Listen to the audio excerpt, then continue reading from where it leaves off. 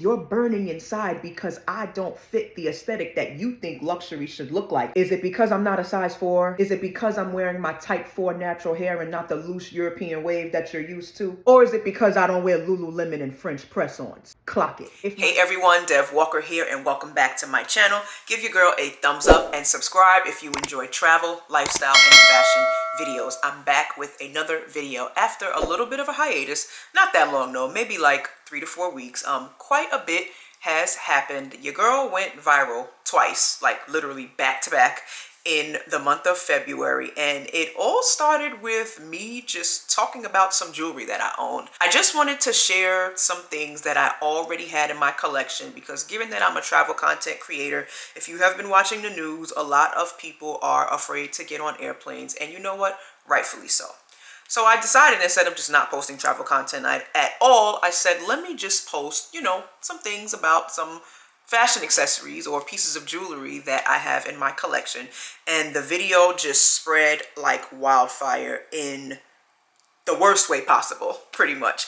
And I started getting all of these negative comments, which I actually did anticipate, because anytime you see, a woman who looks a certain way, and by looking a certain way, I mean someone who is not thin, someone whose hair is not loose, someone who is not light or fair.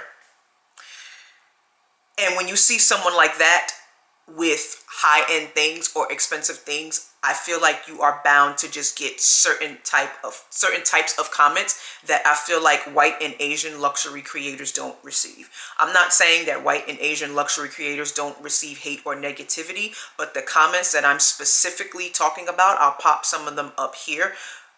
Those comments are not specifically left on white and Asian creators' pages, and that's a whole different conversation for another day. Anyway, in a response video, I responded to all the backlash that I was receiving, where I was pretty much unpacking European beauty standards within the Black community and how it relates to Black girl luxury. And I said a line that was pretty much heard by everyone, and I said, I've been had these things. I didn't grow up poor. Now let's talk about, why was I afraid to say that out loud?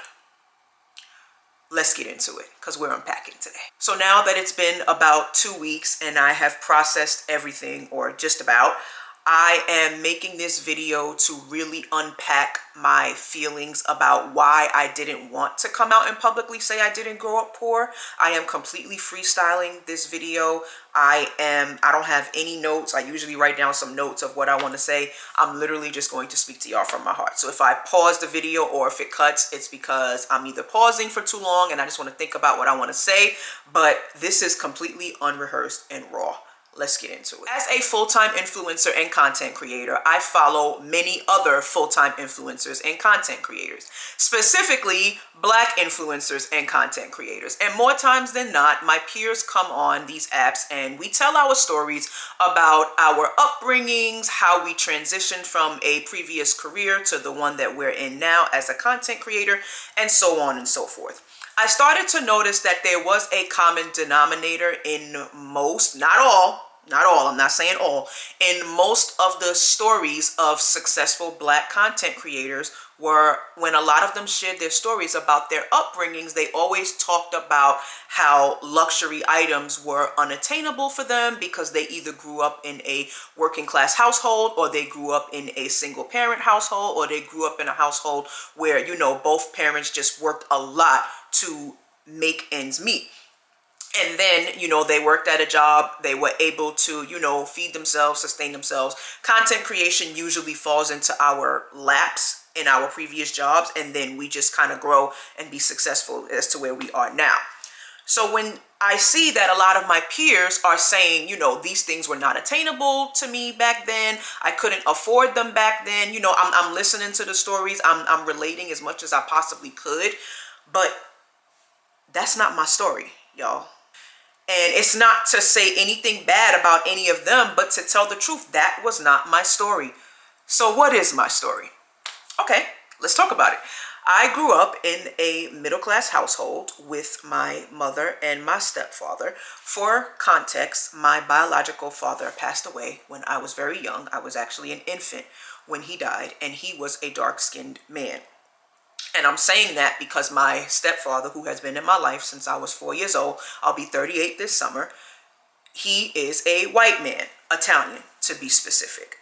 And him and my mom have been married for 30 something years. So he's pretty much the only father or father figure that I have ever known in my mind, right? So growing up, I did not see my mother struggle. My mother worked, but she still had a life. She still got her hair done. She still got her nails done. She still got shoes. She still got clothes. She still got bags, you know. And so I was getting these things as well growing up. So luxury items were not considered unattainable or unaffordable to me as a child because I had these things all of my life. I had jewelry, I had clothes.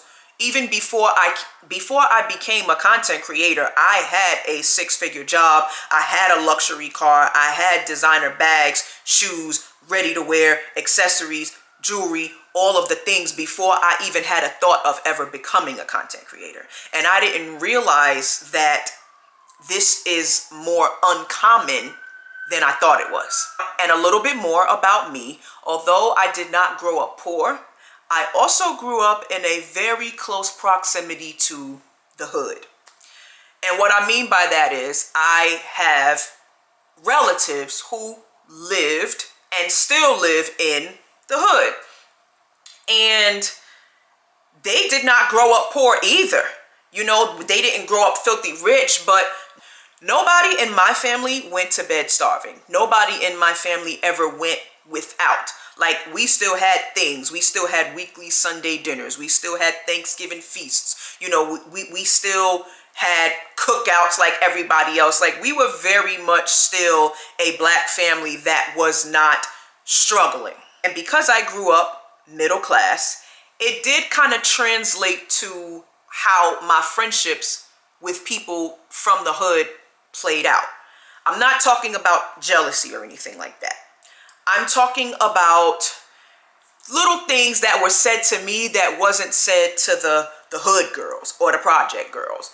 I've had friends from the hood say things like, you know, calling me a white girl in a black girl's body, telling me that I speak white or I act white, when the truth is I was just an A student that had nice things. And for some reason, people associate that with whiteness. So why was I afraid to say out loud that I did not grow up poor? I can't believe I'm about to say this because the internet is not always a safe space. People definitely don't listen and they definitely do judge. But here we are. I was afraid to say that I did not grow up poor because I felt like other black people, not all, but a good amount of other black people would discount my blackness for growing up middle class. I said it. As someone who grew up in a middle class household, when you talk about as a black person of a darker skin tone, not growing up poor, more times than not, other black people, not all, I'm not saying all, this is not to generalize anybody. It is common for other black people to discount your blackness. And they will tell you that your story is not black enough, or you are not black enough because you have a little bit of money, you had pretty much everything you wanted growing up. You know how many times I was called a white girl in a black girl's body just because I wore glasses, because I spoke a certain way, because I wore nice things? These are real things that happen to certain people in the community. And before anyone gets triggered and tries to cause a frenzy, please just hear me out. We cannot sit here and act like when a black person does not grow up poor, whether they grow up middle class or upper middle class or upper class, the Carlton Banks persona or perception is automatically placed on them. and you automatically assume that they don't encounter the same struggles as a black person who grew up in poverty. We all saw that Fresh Prince episode with the way that fraternity leader treated Carlton because he knew that he was rich. That's exactly what I'm talking about.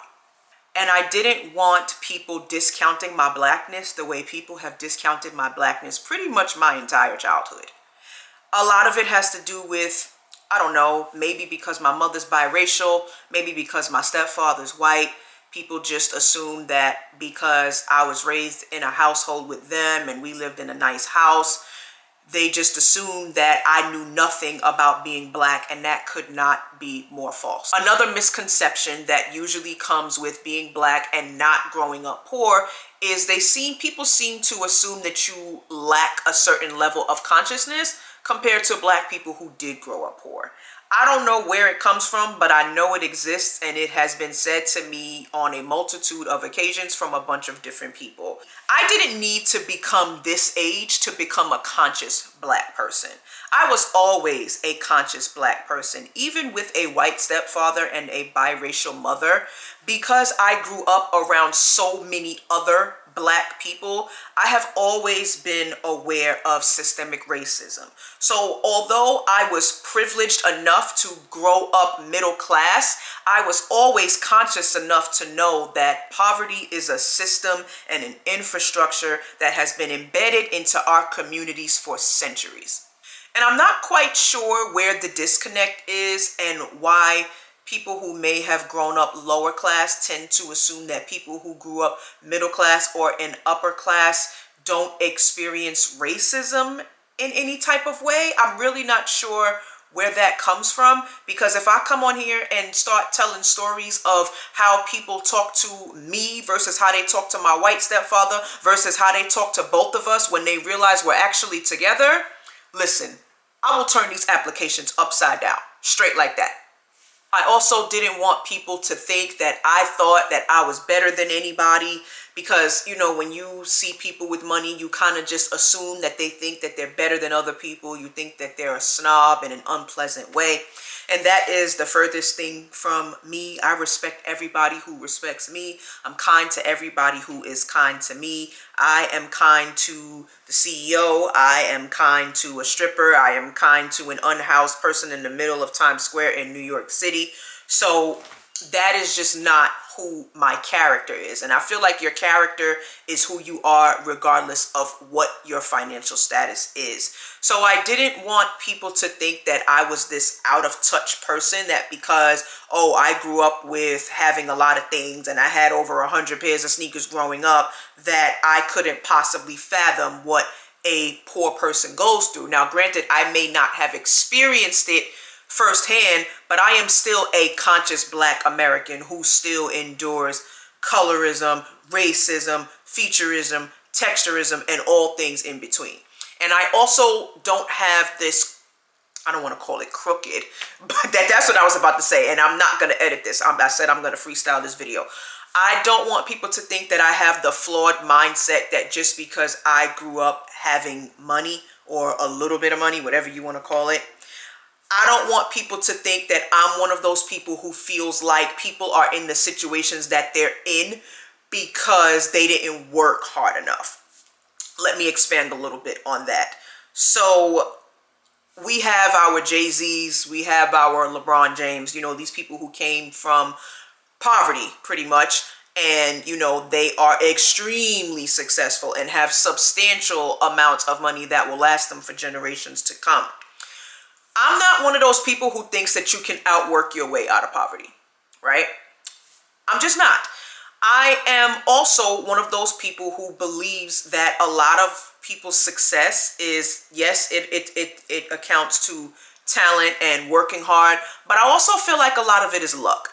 And people don't choose what background they're born into. They don't choose being born into poverty. No one chooses being born rich. Like, we don't choose what we grow up in.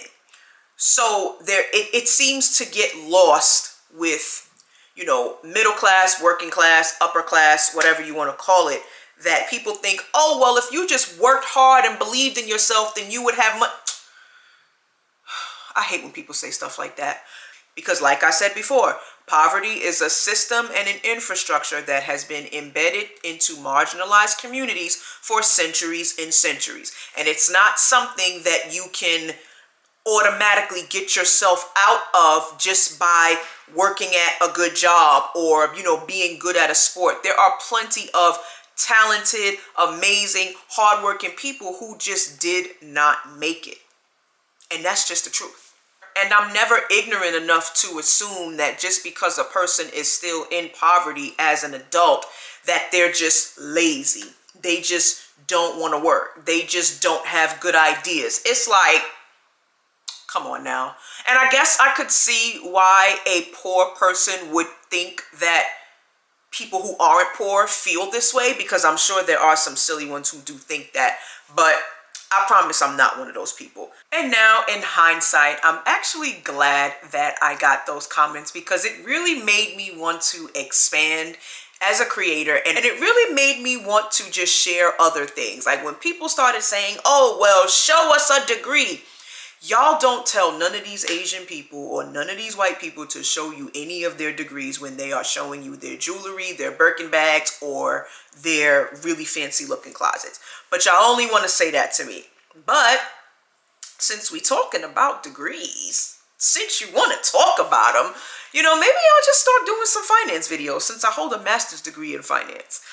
Maybe I'll start talking about computer coding because I hold a bachelor's degree in computer science. There's a whole bunch of different directions that I can take this content stuff in, but I just wanted to keep it lighthearted and talk about, shoes and bags and clothes and jewelry. And I guess that just wasn't enough for some people. So I guess I'm just gonna have to start talking about things that I know about. Respectfully, you should have just let me talk about the clothes, sis.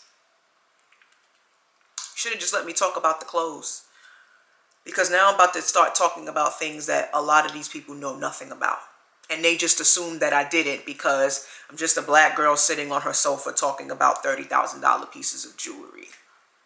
Hopefully this video wasn't too much of a mess and too hard to follow. I just wanted to unpack my thoughts and flush everything out for all of you. If you made it this far in the video, I appreciate you, for real, for real. But also, please give me a thumbs up and subscribe so I can really get back to creating some good YouTube content for you all. So thank you again so much for watching, and I will see you in the next one. Bye, guys.